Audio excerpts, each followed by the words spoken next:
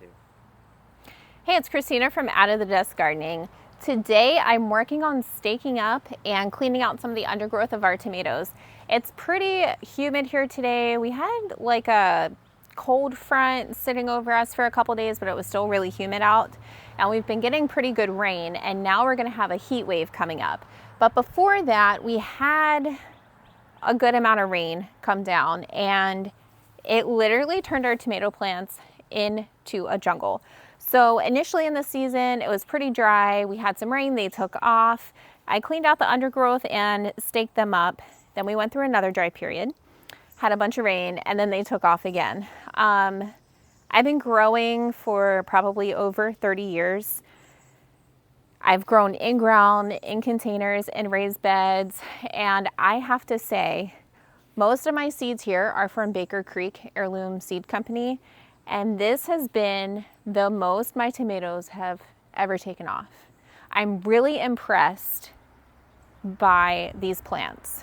One of the varieties that really stuck out to me when I was doing a lot of the planting was Alice's Dream. I noticed when I was seed starting that those were really taking off before I really even got them into the raised bed.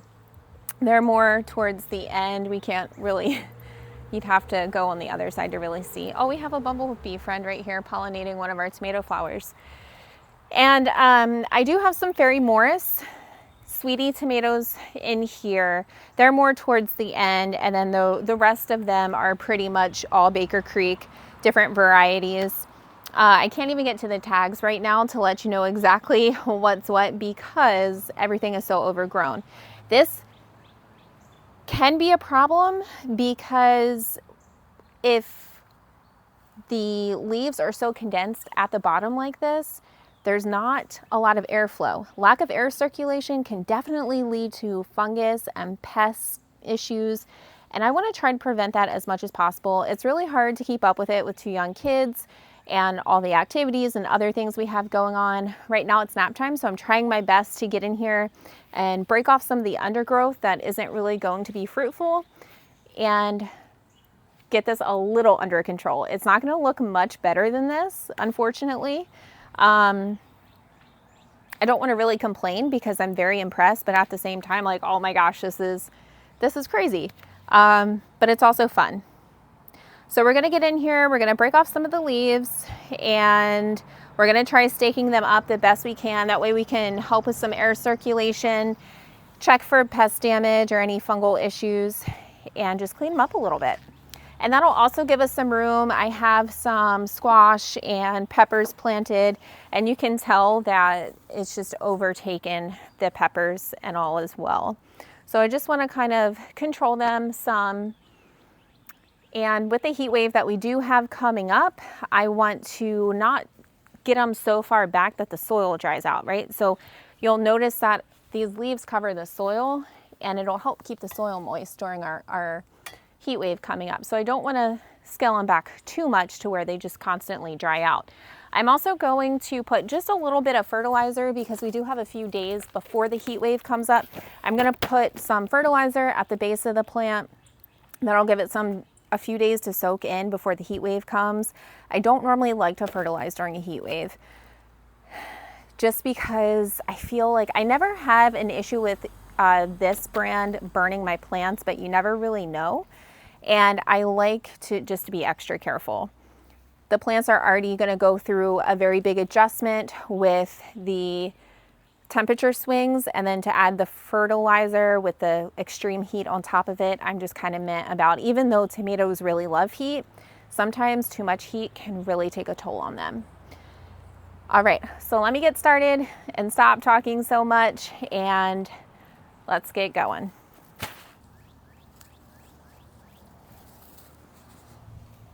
So this one is super left-handed. And it still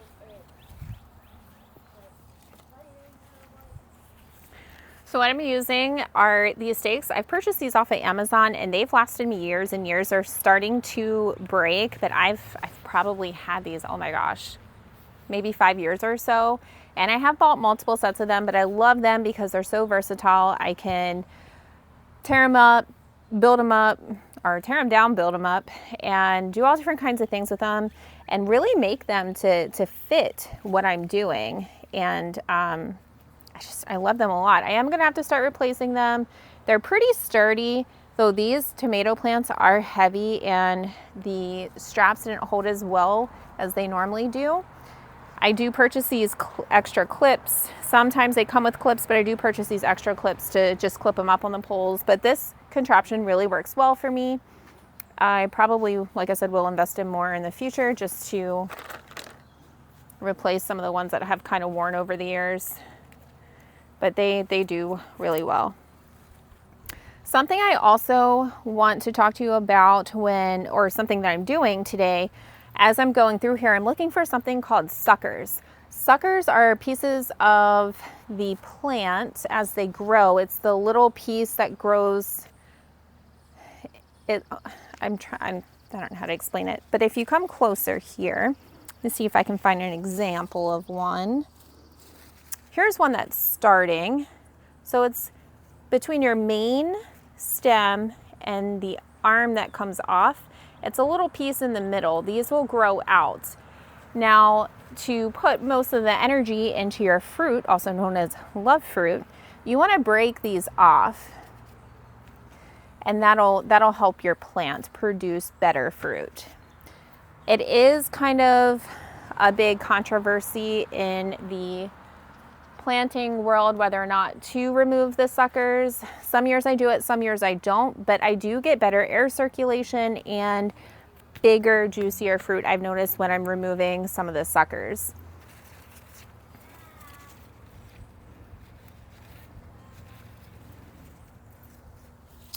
All right, so we can see this mass down here that kind of toppled over. I'm gonna try and figure out a way to get this up off the ground.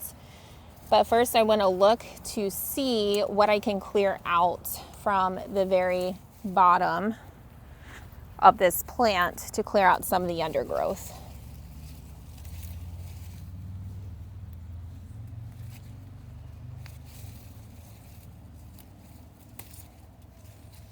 I am putting a lot of the stems right on the lawn so my husband can mow over it when he does the lawn, and it'll put nutrients back into the ground in the soil. Our soil here in this yard is not very good. It has to be revamped, and the only way to do that really is through adding nutrients, and that's exactly what this is doing. So I'm just grabbing some of the undergrowth. Really just kind of winging it as I go along here, trying to figure out how to manage all of this. I do organic growing as much as I can. I don't use pesticides.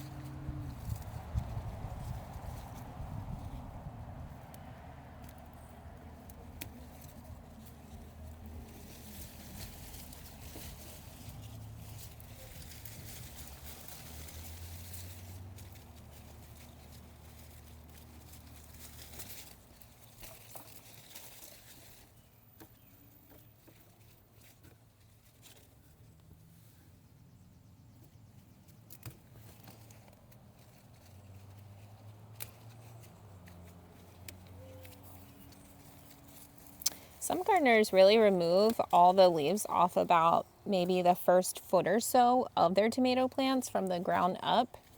I just kind of go based on what I think the plant's doing, looking like. Basically intuition. That's how I do a lot of my gardening. Sometimes it's right, sometimes it's not. But that's how we learn and learn how to do better. You can see here there's a lot of air roots on our tomato plants, which is really fun to see.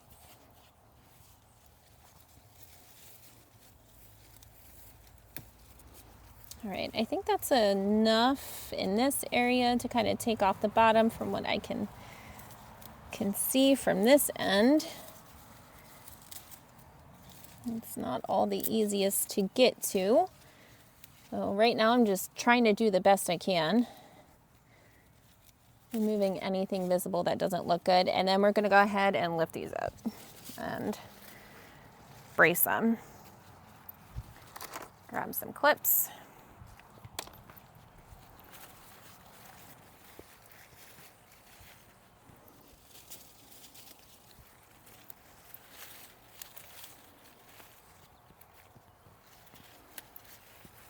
You can tell it still looks pretty chaotic. It's just going to be what it's going to be. At this point, we're just going to have to embrace a lot of the chaos.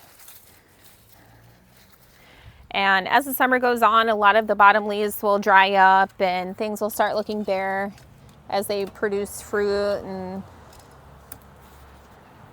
get tired out from the summer. And that's okay. So it'll eventually, see if I have any connectors down in here. I don't think I do. Oh, here's one. It'll eventually start to kind of do its own pruning in a way. Let's see, what can we do to help this guy out here?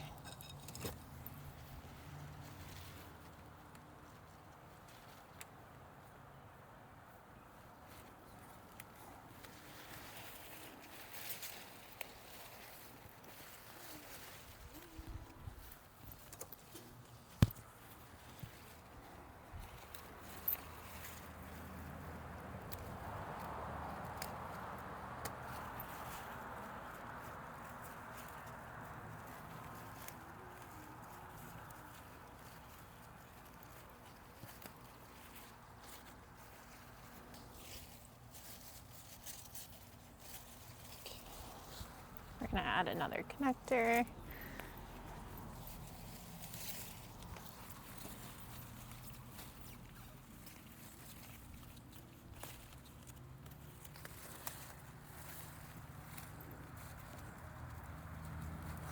Let's see if this connector will reach. I know that it will. There we go. Okay. All right. I'm gonna need to move on to the next section of plants, or the next section of tomatoes. We do get I believe they're called the tomato hornworms here, the tobacco worms, the big ones with the horns. They normally come later in the summer, but I have been waiting to see signs of them. You'll normally start seeing empty branches of tomatoes that are stripped. That's how you know you have one. Some people can also spot them with poop or the brown poop that they leave. And you can also use a black light at night to find them. And my husband and kids like to find them and pick them off. It's not one of my favorite things to do, so I normally enlist them to help with that.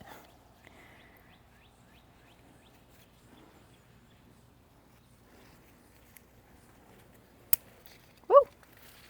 Sometimes it's hard to work with gloves. I don't always normally wear gloves when I garden, just because the dexterity isn't as good. Trying to be careful so I don't break too many branches. I'm really going to have to dig into this. I mean, it is just so much. I mean, they're quite beautiful.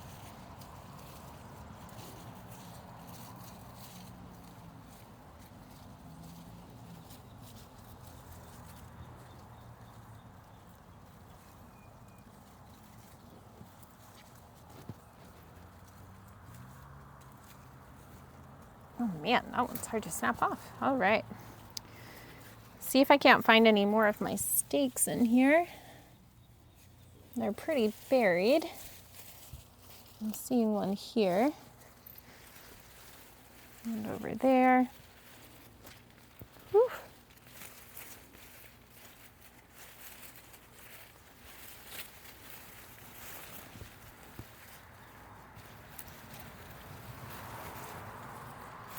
The smell of the tomato plant is, oh, I love it. Mainly just looking for damaged leaves at this point.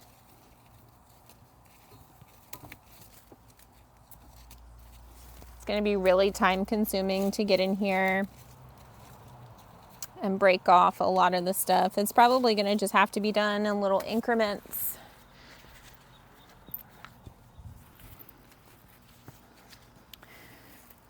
Let's see, we've got one in here. So this is what I like about these. I can just connect them as we grow up.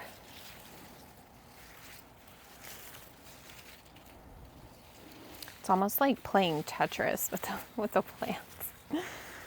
Trying to untangle them.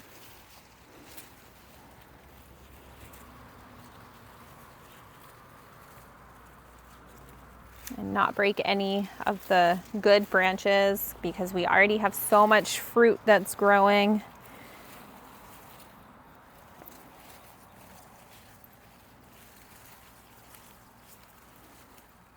All right.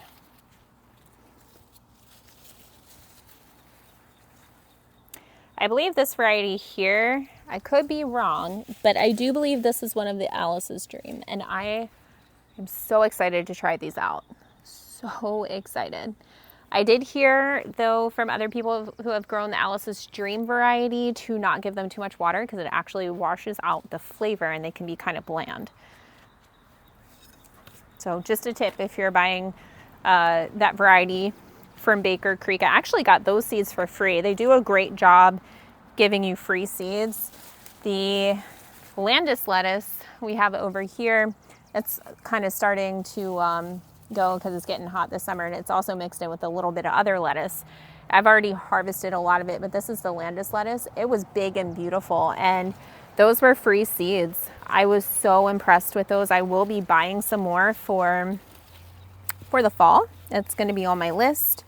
My husband really enjoyed it. I like salads, but I don't really like lettuce in foods. My husband likes to top a lot of his tacos and burgers and stuff off with lettuce, and we've also had other guests say how good that Landis lettuce is, so that will be another purchase.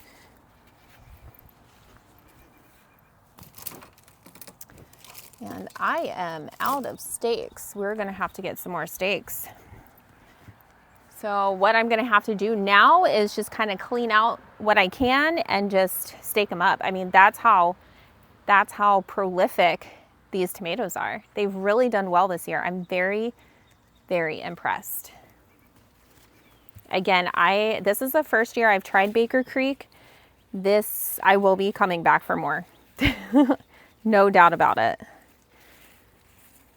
I'm trying to see if I can't connect this to anything to kind of give it a little bit more sturdiness, if it'll reach. There we go. That looks pretty good. Now you can see we have some interesting things going on this one. That looks maybe like some mold growth maybe. I'm not sure. I don't know, but we don't have any fruit on this one. I'm gonna go ahead and just take that one off. It's not worth risking the rest of the plant because some of the plant does have beautiful tomatoes on it.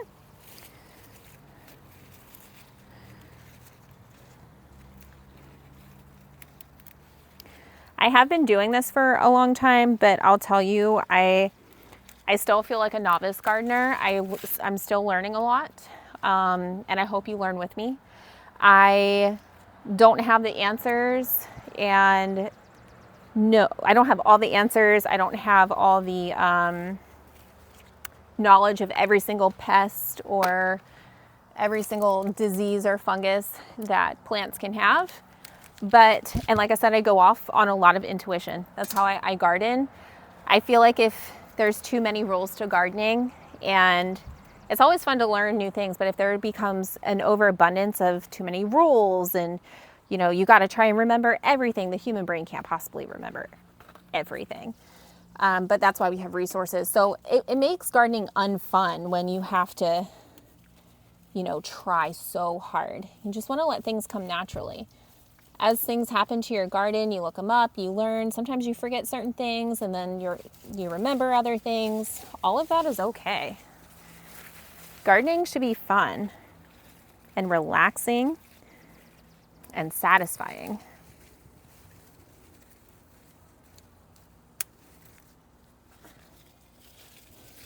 So again, I'm trying to get in here and look. I did have basil planted in here that's hiding somewhere.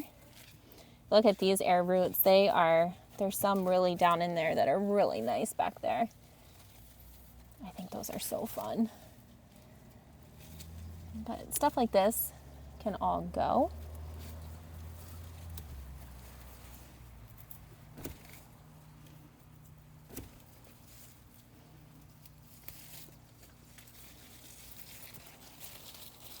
I should be able to clip that one up a little bit. I'm going to try and work as hard as I can to get done this area kind of fast, because I want to get around to the other side before our little one wakes up from nap time. I want to try, she's awake.